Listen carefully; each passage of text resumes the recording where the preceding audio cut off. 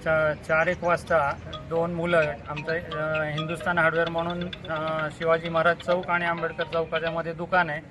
तर शिवाजी महाराज चौकातून थोडीशी पुढं 2 मुलं येत असताना पाठीमागून 2 मुलांनी त्यांना कट मारला.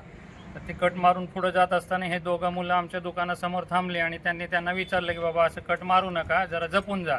तर एवढं बोललं असताना ती 2 मुलं गाडीवरून उतरून आली आणि ह्या 2 मुलांना दमदाटी करायला लागली आणि त्यांना मारहाण करत ते आमच्या दुकानापाशी आले. तर आम्ही त्यांना सोडवायचा प्रयत्न केला. आमच्या तिथं जे टाईल्स आणि ठेवलेले ते पण घेऊन त्यांना मारायला त्यांनी सुरुवात केली होती. तर आम्ही त्यांना थांबवून विचारलं, बाबा एवढं का मारताय आणि उगीच कशाला मारताय ह्या मुलांना, त्यांनी एवढं काही केलेलं नाही आहे. तर ते एवढं आम्ही त्यांना सांगतोपर्यंत त्यांनी आमच्यावरती सुरुवात केली की तुम्ही असं करू नका आणि तुम्ही कशाला मध्ये पडताय वगैरे असं त्यांनी आम्हाला सुद्धा दमदाटी करायला सुरुवात केली. काकासुद्धा मध्ये येऊन त्यांनी सांगितलं की असं का करताय, तर त्यांनी काकांना सुद्धा दमदाटी करायला सुरुवात केली.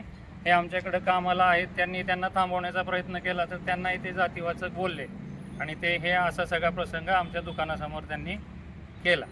तुम्ही त्यांना का हटकलं, काय झालं होतं नेमकं? हे 2 मुलं जे तिकडून आले होते ज्यांना त्यांनी कट मारला होता, त्या दोघांना ते मारत होते आणि खूप वाईट त्यांच्याबरोबर बोलत होते, म्हणून आम्ही मध्ये येऊन त्यांना सोडवायचा प्रयत्न करत होतो. नशेमध्ये मारत होते की त्यांना बेदम मारहाण करत होते त्यांना. त्यामुळे एक माणुसकीच्या नात्यानं आम्ही त्यांना सोडवायला गेलो होतो. बाहेरची मुलं आहेत, बाहेरची मुलं आहेत, रोज क्लासला येतात ते मुलं पोलीस भरतीची तयारी करतात. पोलीस भरतीची तयारी करतात ती पोरं. म्हणजे आता त्यांना विचारल्यानंतर ते कळलं आम्हाला.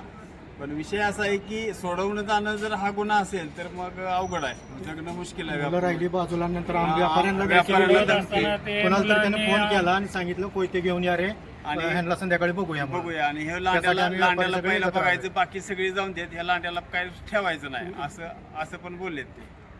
नशेमध्ये होते का? वाटत होतं नशेमध्ये. कोणाचंच ऐकत नव्हते, ते सगळ्यांचं नांगाव जात होते.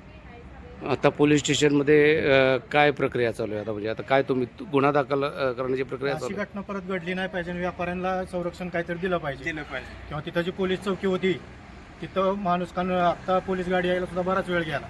तिथं जी चौकी होती तिथनं 1-5 मिनिटात कोणतरी आला असतं तर एवढा विषय वाढला नसता.